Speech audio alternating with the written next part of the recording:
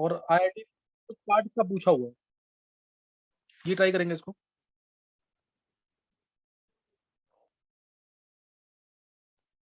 ये curve pressure volume curve है, pressure volume curve है। इसके अंदर ए से स्टार्ट किया हमने, ए से स्टार्ट किया है और बी पे गए हैं।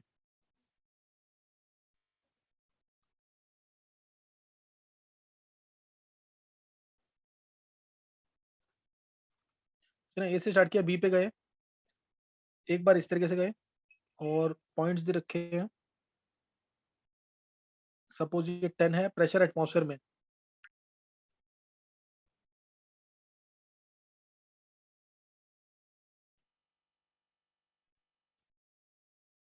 ये 5 है,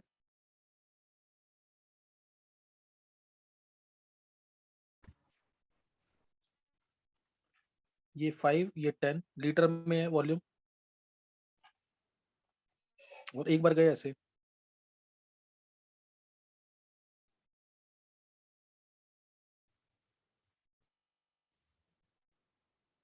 इस तरीके से, और एक बार गए हैं, ये पॉइंट आ गया सी। एक बार गए मल्टीपल स्टेप्स में इस तरीके से, ऐसे, फिर ऐसे, ये ऐसे गए। और ये वॉल्यूम दे रखा है, चलो ये वाला दे रखा है 8, ये दे रखा है 8। अब तुम्हें निकालना है वर्क डन, निकालना है तीनों प्रोसेस के अंदर। ए से बी में निकालना है वर्क, निकालना है तुम्हें ए से बी में। ए से बी में गए, एक बार इस पाथ के थ्रू, यानी डायरेक्ट गए ऐसे, इस तरीके से। एक बार गए वर्क ए सी बी करके निकालना, ए से सी, सी से बी। और एक बार गए ए, ये मान लेते हैं D E F, D E F, यानी ये वर्क गए हम एक बार A D E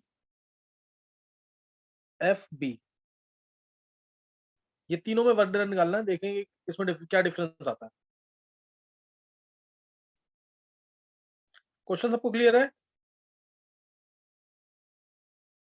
Arnav,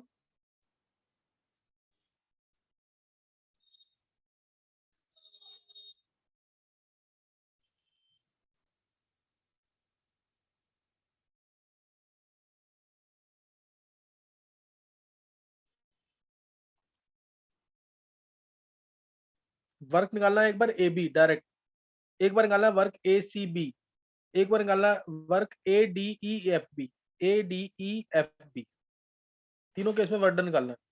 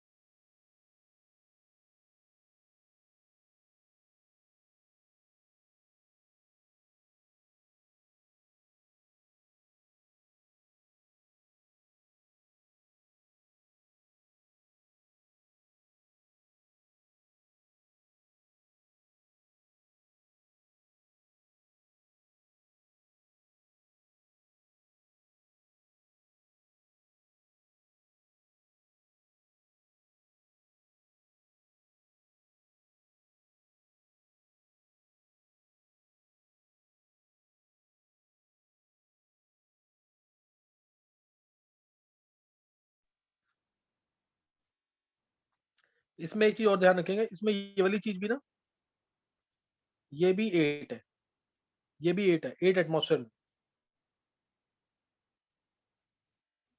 work done निकालना है तुम्हें ए सर बी एफ में, पॉइंट, बोलो। सर ये एफ 8 है, पॉइंट, एफ पॉइंट ये है।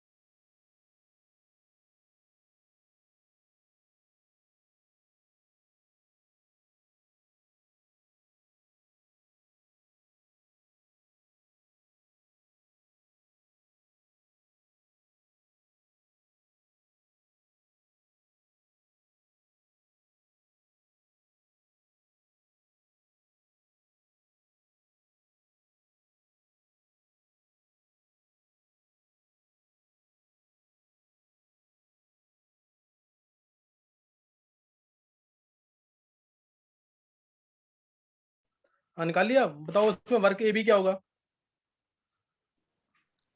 34.5 37 सॉरी 37.5 आदित्य ने निकाला? Yes sir. देखते हैं एक बार। देखो वर्क ए बी इस प्रोसेस से सर -34.66। -34 सिद्धि। Yes sir. हाँ सही, देखते हैं एक बार। देखो पहले तो इस पॉइंट पे पीवी क्या है? 10 × 5 50 है। इस पॉइंट पे पीवी क्या है? 5 × 10 50 है। यानी ये लाइन आइसोथर्मल और रिवर्सिबल हमें दिख ही रहा है, एक एक स्टेप करके प्रेशर कम हो रहा है, इसलिए वर्क डन जो होगा यहाँ पे आइसोथर्मल रिवर्सिबल फॉर्मूला लगेगा and will be equal to, expansion हो रहा है, -2.303 एनआरटी। एनआरटी को मैं लिख रहा हूँ पीवी। पीवी कितना है? 50 log V2/V1। V2 10 है, V1 5 है, 10/5। तो इससे आ जाएगा ये, इससे कितना आ जाएगा?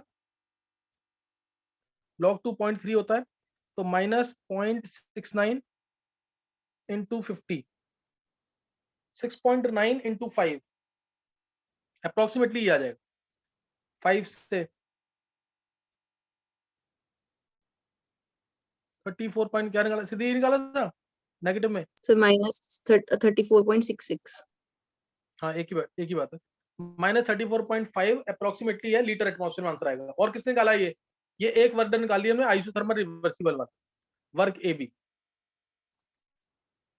दूसरा वर्क डन निकालना था ए सी बी में, ए सी बी के अंदर वर्क निकालना है, ए सी बी के अंदर। तो वो होगा work A to C plus work B to C, C to B. तो वर्क ए टू सी तो 0 ही है, कोई वॉल्यूम चेंज नहीं हो रहा। तो वर्क सी टू बी निकालना है, यानी प्रेशर है इसका 5 डेल्टा वी 10 - 5 तो -25 आ जाएगा, -25 लीटर एटमॉस्फेयर, -25 लीटर एटमॉस्फेयर। अब एक तुम्हें निकालना है वर्क ए से डी, डी से ई, ई से एफ, एफ से बी। ये निकाला किसी ने?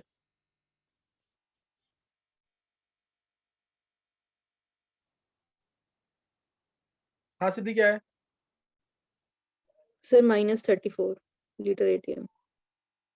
अच्छा -34 आ रहा है, चलो देखते हैं अभी, देखते हैं इधर।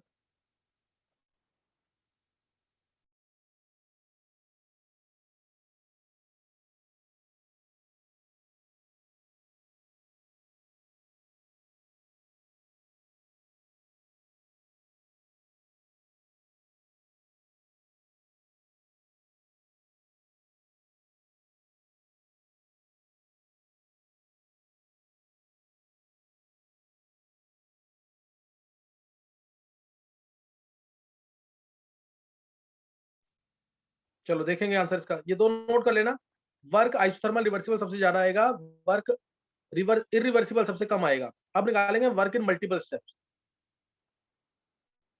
Work in multiple steps.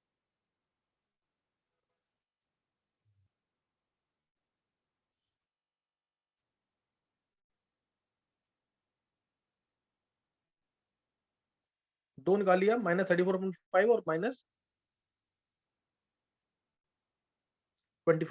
अब ये निकालना है work A to D, D to E, E to F, F to B. Work A to D, work D to E plus work E to F, work F to B, यही है। Work A to D निकालना है, D to ई निकालना है, ई to F निकालना है, F to B निकालना है। ये चार वर्ड निकालने हैं, जिसमें से ए टू डी में कोई वॉल्यूम चेंज नहीं है तो 0, ई टू एफ में कोई वॉल्यूम चेंज नहीं है तो 0। वर्क डी टू ई निकालना है, वर्क एफ टू बी निकालना है। वर्क डी टू ई निकालना है, वर्क एफ टू बी निकालना है। Work D to E D2E में प्रेशर है 8, प्रेशर 8 है, एक्सपेंशन हो रहा है, -8 volume at V point minus volume at D या C पॉइंट। सर कर्व की इक्वेशन बना के V आ जाएगा। देखते हैं अभी, ये आ गया। और F2B में माइनस में आएगा, प्रेशर इसमें कांस्टेंट 5 है, प्रेशर 10 है, वॉल्यूम 10 है, final volume, initial volume VF है। अब ध्यान रखेंगे VE और VF बराबर है, VE और VF ये बराबर है। तो अगर मेरे को वॉल्यूम एट E पता लग गया तो वॉल्यूम एट FB वही होगा। अब ये किसी निकाला, कैसे निकलेगा?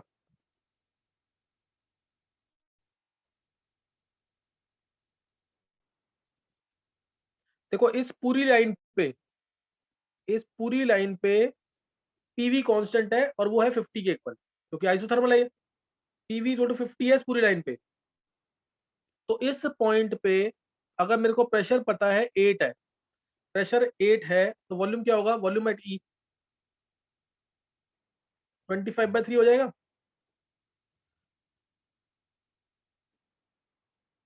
Volume at E equal to 25/3, तो वॉल्यूम ऑफ FB 25/3 होगा। तो इसको 25/3 को पुट कर दे रहे हैं यहाँ पे, -8 25/3 माइनस VD या VC कितना है? 5। फिर सर इसके बाद 25/4 होगा ना?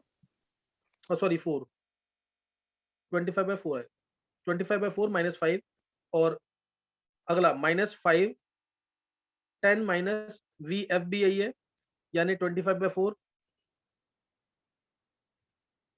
तो यहाँ से सॉल्व करेंगे तो ये कितना आ रहा है यहाँ से? -8 25/4 आ जाएगा, -8 इंटू 5/4 -5 इंटू 40 माइनस 15/4 -5 इंटू 15/4। तो ये 75 और 40 115/4 आ जाएगा, -115/4 -115/4 कितना आ रहा है ये?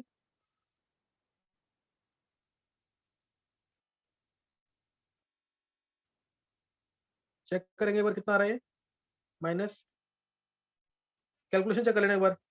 75 और 40 115 ही आएगा, 115/4 तो 335 49, ये तो ज्यादा आ रहा है कुछ, ये कहीं कैलकुलेशन मिस्टेक हुई है इसमें। 39.25 आ रहा है ना ये, क्योंकि ये वर्क डन कम आएगा सर ये 28.78 आ रहा है। 28 एक मिनट, ये 115/4 कैसे आ रहा है? एक बार चेक करना कहाँ कैलकुलेशन मिस्टेक हुई है इसमें। क्योंकि ये वाला वर्क डन सबसे ज्यादा होगा, ये सबसे ज्यादा होगा, उसके बाद ये वाला ज्यादा होगा, मल्टीपल स्टेप्स वाला, और लीस्ट होगा ये वाला जो आया है, वो तो दिख ही रहा है हमें। प्रेशर 5 है और डिफरेंस 5 है, तो -25 आएगा। ये वाला एक बार चेक करना, इसमें क्या क्या चेंज आ रहा है, कहाँ पे? D2E में प्रेशर है 8, D2E में प्रेशर कितना है? 8 है, प्रेशर 8 है, और वॉल्यूम में चेंज आ रहा है VE माइनस VD। VD हमारा 5 है, VD 5 है, VE हमारा कितना आ रहा है? ये आया है 25/4, 25/4, तो 25/4 -5 होना चाहिए, यही किया। 25 माइनस 20/4 आएगा, तो 5/4 आ जाएगा, सही है। और -5 एटमॉस्फेरिक है, -5 एटमॉस्फेरिक प्रेशर है ये, तो ये आएगा यहाँ पे -5 इंटू 10 माइनस 10 वॉल्यूम है फाइनल, और ये आएगा 25/4 40 माइनस 25 15/4 ही आएगा। ये कैलकुलेशन तो सही है। इसका मतलब जो मैंने प्रेशर दिया ना ये वाला, ये 8 जो प्रेशर दिया है, ये यहाँ पे इसको मैच नहीं कर रहा, या तो ये ट्रेपीजियम के फॉर्म में कुछ आ रहा होगा ऐसे, समझे कि नहीं? ये प्रेशर मैच नहीं कर रहा है इसका। कंसेप्ट समझ आ गया कैसे करना क्वेश्चन? कैलकुलेशन सही है, यस क्योंकि इसमें इसमें ये 8 प्रेशर जो दे दिया ना मैंने, ये मैच नहीं करेगा यहाँ पे। 8 25/8, हाँ ये या तो कुछ ट्रेपीजियम की फॉर्म में आ रहा होगा, कुछ ना कुछ ऐसी गड़बड़ हो रही होगी इसके अंदर। ये 8 मैच नहीं करेगा इसमें, क्योंकि वर्क रिवर्सिबल हमेशा ज्यादा होगा, ये दिमाग में रखना हमेशा, क्योंकि हमें दिख भी रहा है ना area under the curve, work reversible isothermal reversible expansion, इसका मैग्नीट्यूड हमेशा ज्यादा होगा work done in multiple steps magnitude, और ये ज्यादा होगा हमेशा वर्क इरिवर्सिबल। ये एक्सपेंशन की बात कर रहा हूँ, इरिवर्सिबल एक्सपेंशन, ये एक्सपेंशन की बात कर रहा हूँ मैं, सही ना, इरिवर्सिबल एक्सपेंशन। समझ गया कि नहीं कैसे करना है? वो उसमें मैंने डेटा दिया होगा, उसमें कोई ना कोई प्रेशर में कोई ना कोई मिस्टेक है, नहीं तो ये आएगा नहीं ऐसे। सर लास्ट में कैलकुलेशन में है 115 डिवाइड बाय 4 आएगा 28.75। अच्छा 4 to the 8 आएगा ना, मैंने 4 3 कर दिया शायद उसको, एक बार चेक कर लेंगे, एक मिनट।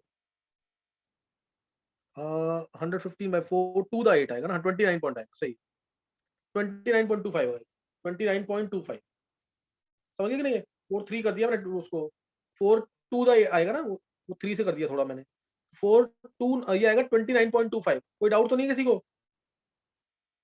एक बार हैंड से करेंगे, कंप्लीट न्यूमेरिकल किसको समझ आ गया है? इससे मिलता जुलता क्वेश्चन और 2 ही वर्क पूछे थे, IIT एडवांस में पूछा हुआ है। एक बार हैंड से करना जिसको समझ आ गया है। आदित्य, अर्नव, अनुष्का, कनिष्क, आर्यमन, निहारिका, सिद्धि, छवि, निशी, उज्जवल, नित्या, कृष्णा, चलो सबको समझ आ गया इसका मतलब। नेक्स्ट नोट करेंगे अब न्यूमेरिकल। नेक्स्ट न्यूमेरिकल जो है ना, इसमें भी वर्क डन निकालेंगे। ये ना मैं तुम्हें थोड़ा सा, कार्नोट हीट इंजन है एक टॉपिक फिजिक्स में, Carnot heat engine reversible heat engine है। ये रिवर्सिबल होता है जिसमें एफिशिएंसी मैक्सिमम आती है, जिसमें एफिशिएंसी क्या आएगी, मैक्सिमम आएगी, Carnot reversible heat engine. Reversible जब भी मैं वर्ड यूज करूंगा, दैट मींस वो जो एक्चुअल प्रैक्टिस में अचीवेबल नहीं होगा वर्क डन, सही ना। इसमें 100% एफिशिएंसी किसी भी इंजन में नहीं आती है। इसका मतलब होता है कि मैं जितनी भी हीट दे रहा हूँ, वो सारी की सारी हीट किस में कन्वर्ट हो रही है, वर्क के अंदर। वो सारी की सारी हीट किस में कन्वर्ट हो रही है, वर्क में। ऐसा कभी नहीं होगा, सही ना, क्योंकि कुछ ना कुछ हीट वेस्ट होती है, जो कि मेजर ऑफ एंट्रोपी होती है। ये मैंने तुम्हें कल बताया था, सही ना, कार्नोट हीट इंजन के अंदर। इसमें करना कैसे है, इसमें मेरे को एक्चुअल में मेरा जो काम है ना केमिस्ट्री के लिए, वो है वर्क डन कैलकुलेट करना, डेल्टा एस कैलकुलेट करना, और एक डेल्टा ई कैलकुलेट करना, जो इसमें कर्व आएगा। मैं थोड़ा सा इसका आइडिया दे देता हूँ तुम्हें कार्नोट हीट इंजन का। ये रिवर्सिबल हीट इंजन है, इसमें एफिशिएंसी मैक्सिमम होती है। ये 1796 के अराउंड जो कार्नोट ने इसको डिस्कवर किया था। और इसमें इसने क्या लिया, एक सोर्स लिया, एक सोर्स लिया टेम्परेचर T1 पे, सोर्स लिया एट टेम्परेचर T1, और ऐसा मानना है कि इसका टेम्परेचर हमेशा कांस्टेंट रहेगा, चाहे ये कितनी भी हीट रिजेक्ट कर ले। यानी इसकी हीट कैपेसिटी जो है वो इनफाइनाइट है, इनफाइनाइट हीट कैपेसिटी है इसकी, इनफाइनाइट हीट कैपेसिटी। इसका मतलब है ये कितनी भी हीट रिजेक्ट कर ले ना, इसका टेम्परेचर फॉल नहीं करेगा, क्योंकि इनफाइनाइट हीट कैपेसिटी है। तो इस वजह से इसका टेम्परेचर फॉल नहीं करेगा। ये तो मैं इनफाइनाइट हीट कैपेसिटी है। अब इस सोर्स के ऊपर, और एक लिया मैंने इंसुलेटर, रबड़ या फिर वुड कोई भी ले सकते हैं। एक इंसुलेटर लिया जो कि एडियाबैटिक है, यानी कोई ना तो हीट एब्जॉर्ब करेगा ना ही हीट रिलीज करेगा। एक लिया सिंक, सिंक लिया जो कि पता है लोअर टेम्परेचर पे होगा, जैसे सराउंडिंग्स को भी मान सकते हैं सिंक हम, सराउंडिंग्स को भी सिंक मान सकते हैं। तो सोर्स एट टेम्परेचर T1 लिया, इसके ऊपर रखा मैंने कंटेनर, एक वेसल रखा जिसमें गैस है, और इसकी वॉल्स सारी एडियाबैटिक, वॉल्स क्या है इसकी सारी एडियाबैटिक। इसके ऊपर रख दिया मैंने एक कंटेनर जिसकी वॉल्स, ये क्या है एडियाबैटिक, ये भी एडियाबैटिक, पिस्टन लगा रखा है, ये भी एडियाबैटिक। अब ये भी एडियाबैटिक है और इसके अंदर गैस प्रेजेंट है। अब गैस प्रेजेंट है या कुछ भी कोई भी चीज प्रेजेंट है, अब इसमें ये यहाँ से हीट एब्जॉर्ब नहीं कर सकता एडियाबैटिक, यहाँ से हीट एब्जॉर्ब नहीं कर सकता एडियाबैटिक, सिर्फ हीट एब्जॉर्ब करेगा तो यहाँ से एब्जॉर्ब करेगा। हीट अगर ये एब्जॉर्ब करेगा तो सिर्फ यहीं से हीट एब्जॉर्ब करेगा। तो हीट अगर इसने एब्जॉर्ब की से Q1, Q1 हीट इसने एब्जॉर्ब कर ली, तो जब ये हीट एब्जॉर्ब करेगा तो इसमें वर्क डन होगा, क्योंकि टेम्परेचर इसका कांस्टेंट है, टेम्परेचर T1 कांस्टेंट है, तो वो वर्क जो होगा वो आइसोथर्मल रिवर्सिबल वर्क डन होगा, आइसोथर्मल रिवर्सिबल वर्क डन होगा, सही ना, आइसोथर्मल रिवर्सिबल वर्क डन होगा ये इस पॉइंट पे। इसलिए इस पार्ट का कर्व कैसे बनेगा, इस पार्ट का curve pressure versus volume, infinite heat capacity थी, टेम्परेचर चेंज नहीं होगा, इसलिए वर्ड आया आइसोथर्मल। इस तरीके से वर्डन होगा। यहाँ पे pressure P1 V1, pressure volume temperature T1। तो जब इसमें गैस का एक्सपेंशन होगा, वर्क डन होगा, Q1 इसने हीट एब्जॉर्ब की है, तो इस पॉइंट पे प्रेशर P2 वॉल्यूम V2 बढ़ेगा, लेकिन टेम्परेचर जो है वो कांस्टेंट रहेगा T1, टेम्परेचर T1। अब इस कंटेनर को उठा करके मैंने रख दिया इंसुलेटर के ऊपर, इंसुलेटर पे रख दिया इसको। जब इंसुलेटर पे रख दिया इसको, वॉल्स इसकी एडियाबैटिक है, ऊपर पिस्टन लगा है एडियाबैटिक है, ये भी एडियाबैटिक है, और नीचे इंसुलेटर है। इंसुलेटर मींस इसके चारों तरफ से एडियाबैटिक कंडीशन, चारों तरफ से एडियाबैटिक कंडीशन है। अब इसमें वर्क जो होगा वो वर्क ऑफ एक्सपेंशन होगा, वर्क ऑफ एक्सपेंशन होगा, वो भी adiabatic, adiabatic work of expansion होगा, तो उसका टेम्परेचर फॉल करेगा। ये वर्क एडियाबैटिक होगा क्योंकि चारों तरफ से एडियाबैटिक है, ये बाहर से कोई हीट मिलेगी नहीं इसको, तो वर्क जो होगा एडियाबैटिक होगा। ये खुद की इंटरनल एनर्जी को खर्च करके वर्क करेगा, खुद की इंटरनल एनर्जी को यूज करके वर्क करेगा। तो यहाँ पे एडियाबैटिक वर्डन होगा। ये मान लिया पॉइंट ए था पहला, ये दूसरा पॉइंट बी था, तो ये सी होगा। टेम्परेचर फॉल कर गया T2 पे, टेम्परेचर फॉल कर गया T2 पे, तो अब ये हो गया P3 V3 और T3, P3 V3 T3 वर्डन हो गया, इसमें वर्क एडियाबैटिक है। अब इसके बाद हमने इसको उठा के रख दिया सिंक पे। सिंक पे जब रख दिया इसको,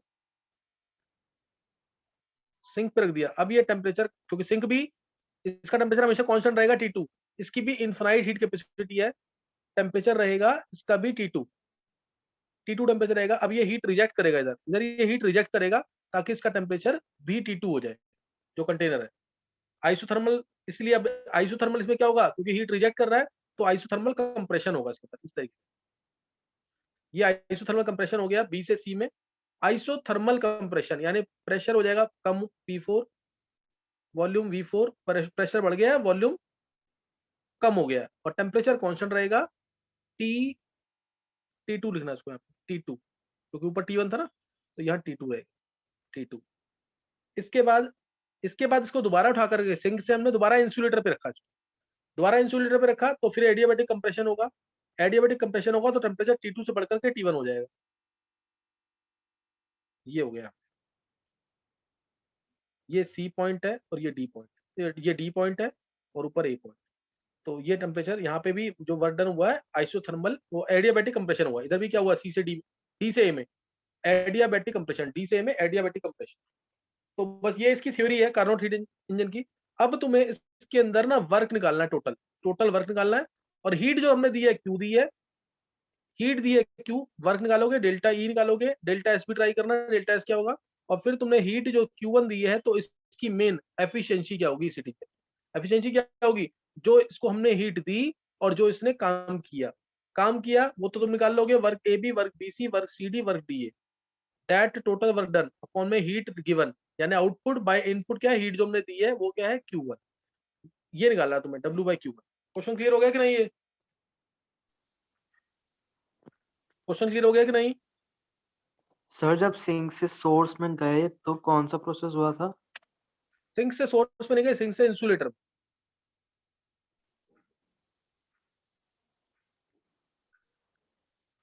सही है आदित्य? पहले यस सर। सोर्स, फिर इंसुलेटर, फिर सिंक, सिंक के बाद दोबारा इंसुलेटर पे आए। बस सोर्स और सिंक तो इन दोनों पे रखेंगे तो टेम्परेचर कांस्टेंट है, आइसोथर्मल प्रोसेस होगा। इंसुलेटर में एडियाबैटिक, इंसुलेटर में एडियाबैटिक। अब इन सब में तुम्हें क्या निकालना है, वर्क डन। इन सब में तुम्हें क्या निकालना है, वर्क डन क्या होगा, वर्क डन क्या होगा ये निकालना। इसको एक बार ना रीजॉइन कर लेना, नोट कर लिया सारा ये जो मैंने लिखा है, ये जो लिखा है सारा नोट कर लिया है। इसकी इनफाइनाइट हीट कैपेसिटी है, इसकी भी इनफाइनाइट हीट कैपेसिटी है, इसलिए इनके टेम्परेचर चेंज नहीं होंगे, इसलिए इनके टेम्परेचर चेंज नहीं होंगे। नोट कर लिया सारा? Yes sir. चलो एक बार रिजॉइन कर लेंगे अभी।